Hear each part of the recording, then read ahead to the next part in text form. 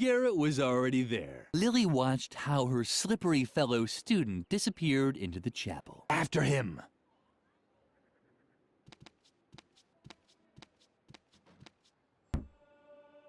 Who do we have here, then? Creepy Lilli. How did it go with Mother Superior? Leave her alone, Shawnee. Only if she admits that all this trouble is her fault. We're not getting any dessert? That's right, Memphis.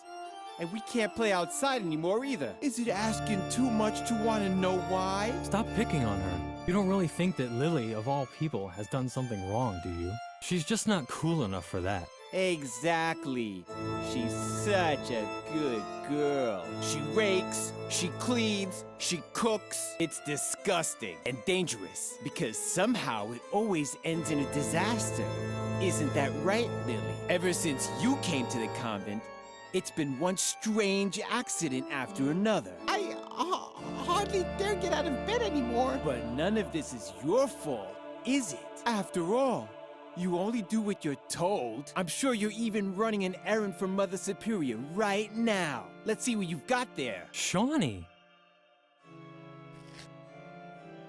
Aha! I knew it! A recipe from Mother Superior. Well, I think I'll hold on to it for now.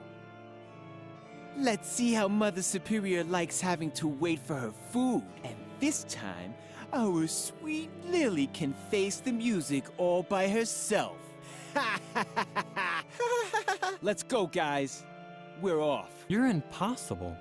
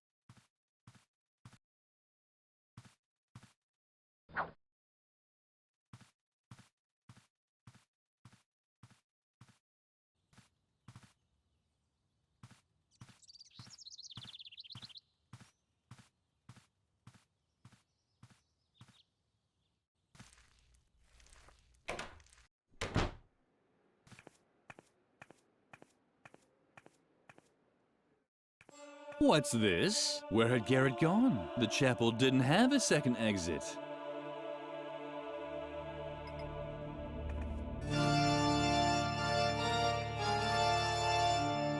Ah, very good. That's exactly what I need. Now, if I only knew where to drill. But such knowledge was probably lost long ago. No one is old enough to still remember the age of the Templars. Otherwise, I'm sure I'd have long since had that church conspiracy by the scruff of its neck. Oh well, I'll just start. Damn, how am I supposed to work with all this noise? Hey, Frank! Frank! Ah, what the hell?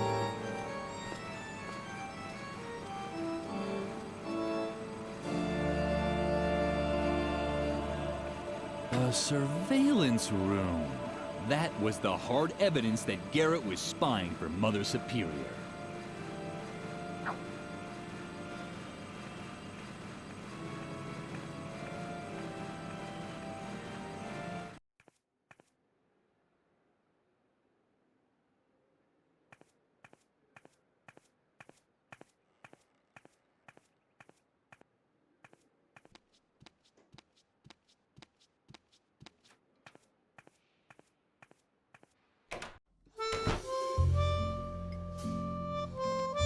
What have you got now? I hope it's a weapon for the battle against... But that's a real detonator, and it's live! You have to defuse it, Suka! Hurry! But with what? With the power of love! What? Are you... Wait!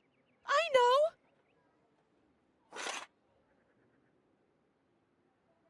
Phew, that was close. We'll snitch to Mother Superior. Exactly. This time you really went too far, Lilli. What on earth are you thinking? You're even crazier than I thought. Totally un-gumbo. Don't just stand there. Get that bomb away from us. Take it somewhere where it can't do any damage. A bomb-proof place, a fireproof drum, or something like that?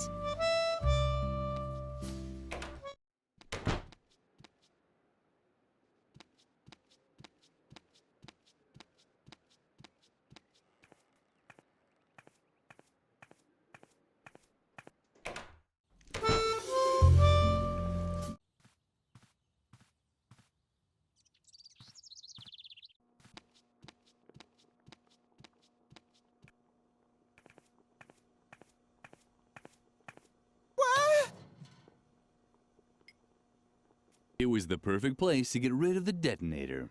What's that? What do you have there? Lilli could finally use the hairpin. Does it have to blink like that? Lilli closed the door again to keep Memphis's hiding place safe. Lilli? Something seemed to be wrong with Lilli's ears today. She kept hearing all these sounds.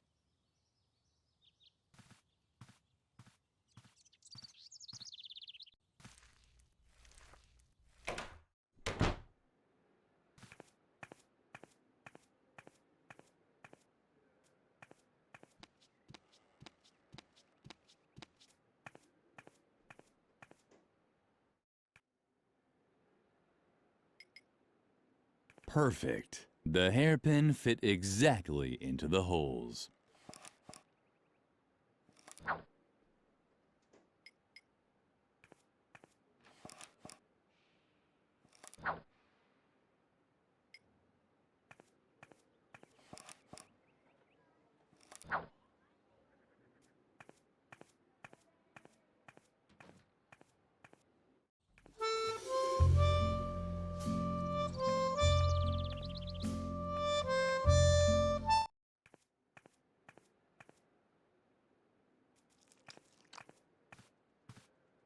A note was pinned on the receipt holder. Dear, crossed out, Ms. Zimmelbach, I have to say I'm very surprised by the way you fulfilled my request to send me a pet for my students' classroom. I had a real animal in mind, one that conveyed important values, like a puma or a boa constrictor. But the guinea pig you sent is useless to me. I've pickled it in alcohol to save it for the dissection class in biology. Send me a proper animal immediately, or you will not have heard the last of me. Regardless, Mother Superior Ignatz.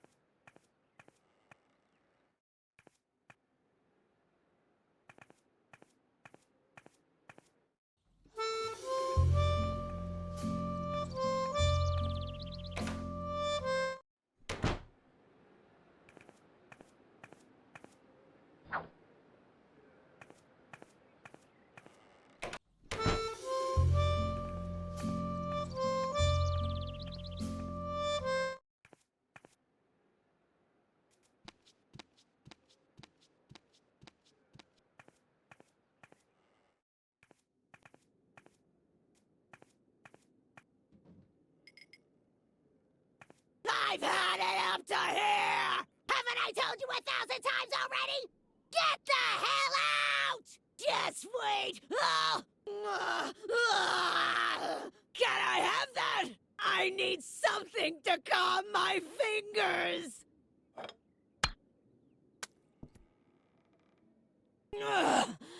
Thanks! That was close! Now take your stuff and get out! Now!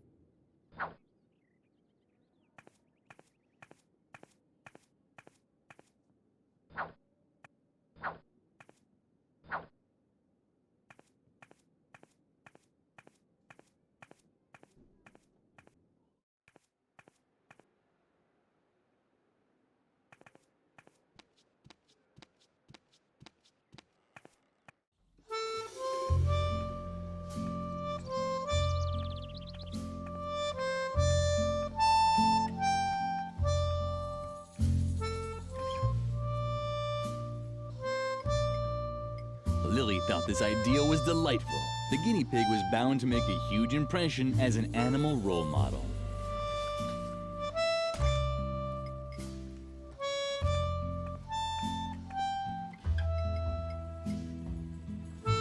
At least this is a regular animal motif. But do you think it also conveys really important values? Of course it did. Guinea pigs were cute and small, but always cheerful. Lilli always tried to follow their example. Well, if you say so. Come back in a few minutes. If you don't bother me, I won't take long.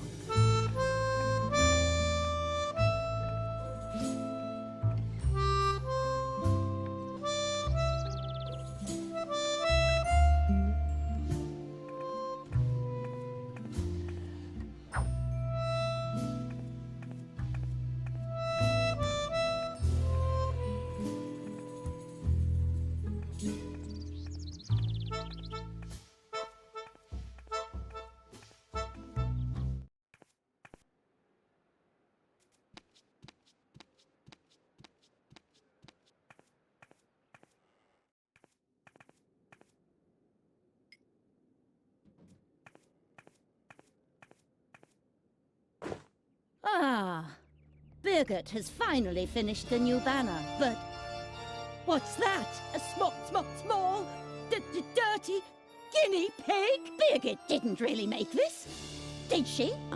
That can't be true. Can I not rely on anyone here? Just you wait. She'll get what's coming to her.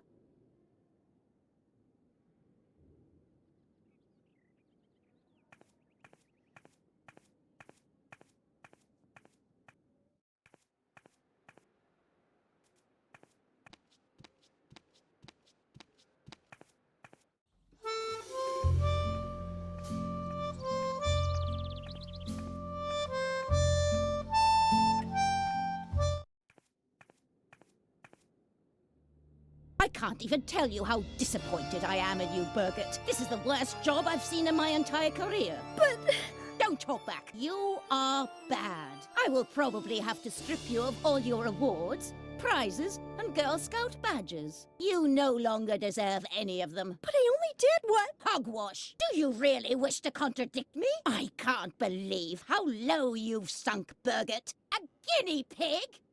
It's unbelievable! Your work is an insult to the entire convent. Get rid of it. I'm sorry. I didn't mean to. Your whining won't make up for your failures. Just in case you decide not to waste my time with your ineptitude anymore. Here is a motif that's worth immortalizing on a banner. The puma. Strong, precise, dignified. A symbol of self-control.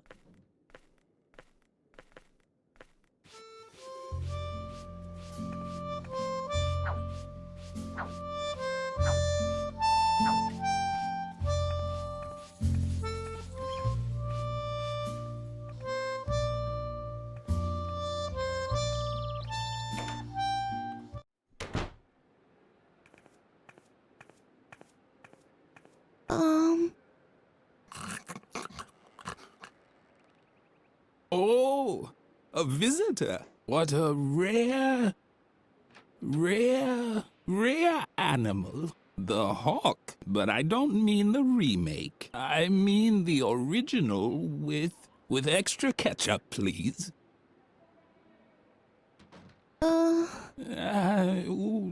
How rude of me. I forgot to tell you, how it used to be. When the pyramids were built, I was the chief flogger on the north side. Yes, in my life I've unified.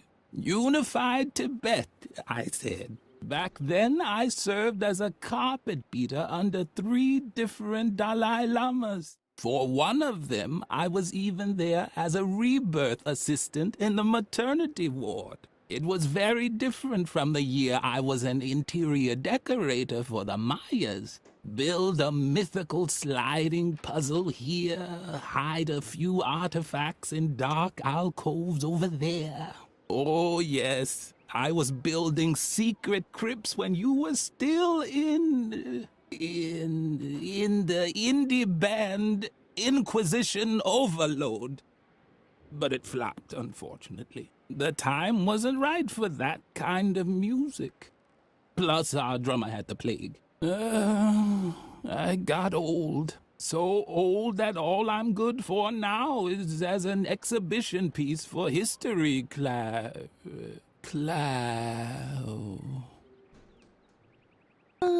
I'll get to that in a moment. First, I wanted to tell you, telling stories takes a lot of skill. That's why I worked for a while as an exhibition piece for history class in a convent school. I just had to tell stories about my adventures once a week. For example, how I used to excavate secret crypts with the Templars below the school chapel. Or about my time as a lighting assistant for the moon landing.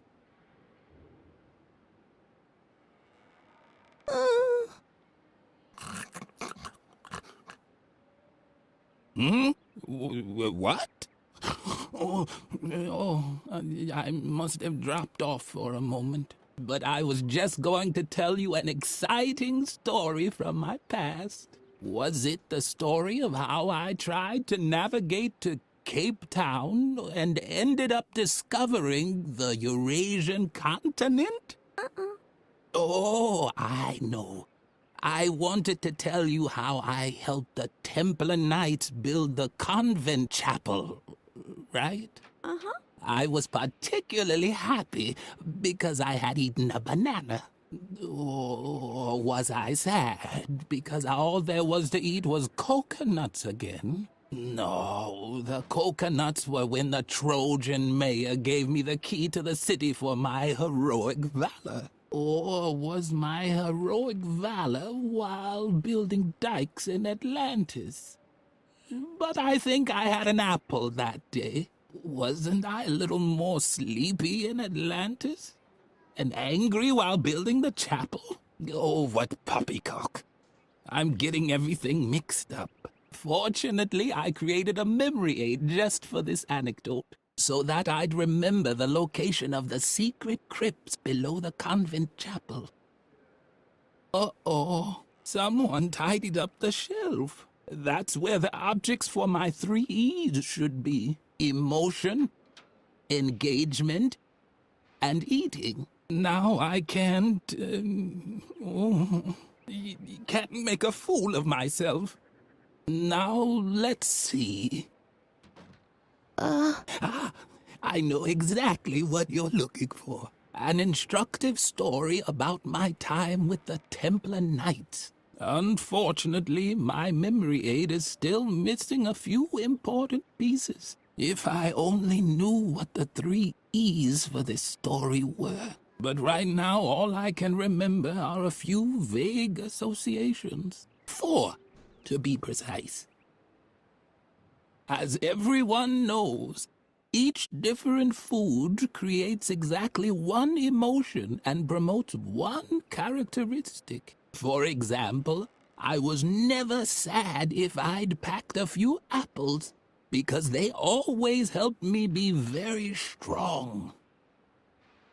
I could only do heroic deeds on days when I wasn't sad. On the other hand, if I was angry, I could never show great strength. Coconuts were always good at preventing sleepiness.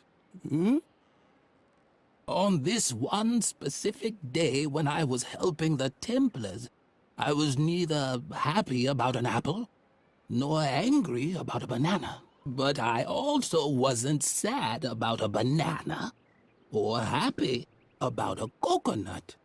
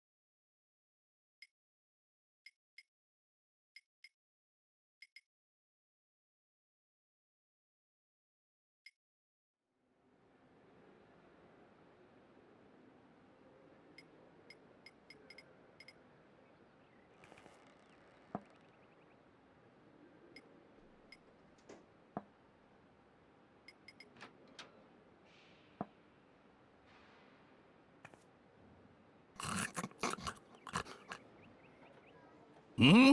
What? Do we know each other? Uh-huh. Oh, wait. Wasn't I just about to tell you something? Fortunately, I created a memory aid just for this anecdote.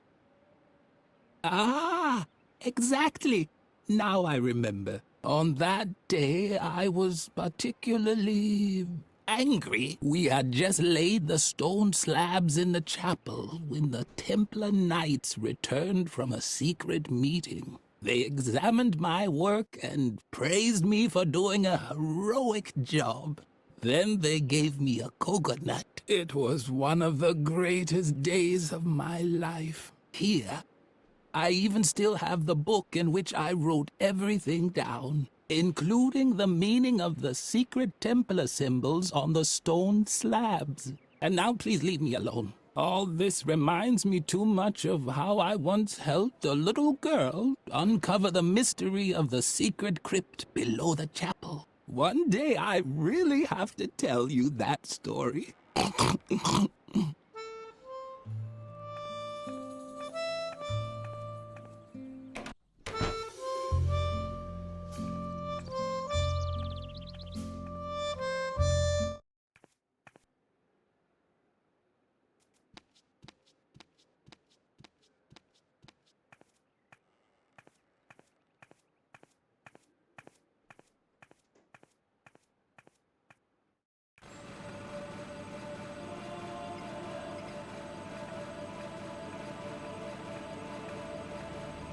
What's the matter now?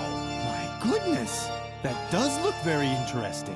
Uh-huh. Let's see.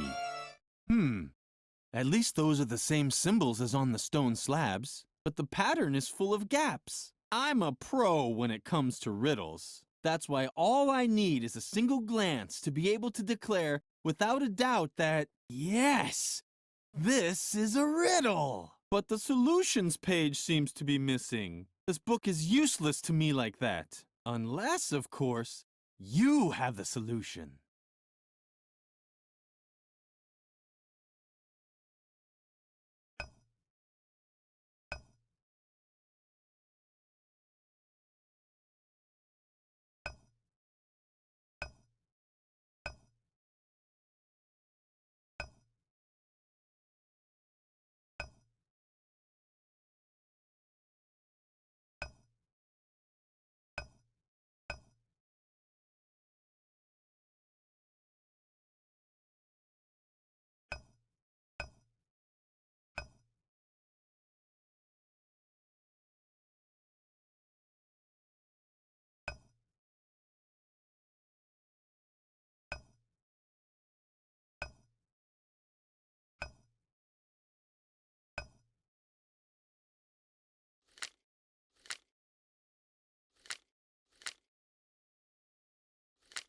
Yes! Yes! That has to be it! I have solved the mystery! Thanks for holding the book all this time. You're blocking the way. May I? As soon as Frank stopped drilling, Lilli was finally able to draw Garrett out of his shell. Lilli crouched inside the confession booth and waited. All was quiet in the chapel, except for Frank, who could barely contain his excitement. Wow! If these bones aren't evidence of a church conspiracy, I'll eat Tom Hanks's double chin. And what's that? Hey, this just keeps going. Let me just drill through this stone slab and... But that's a sword! A real Templar sword! It's incredible! Man, it sure is wedged in tightly. I hope that isn't a load-bearing strut beam. The impact echoed through the entire church. Lilli was tempted to look, but then she heard approaching steps.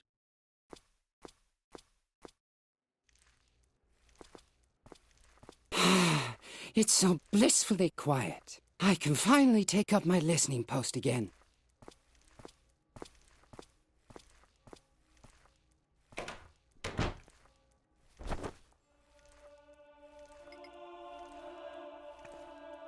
Hey, what's going on? Is that you, Lilli? Do you think that's funny? Let me out, now!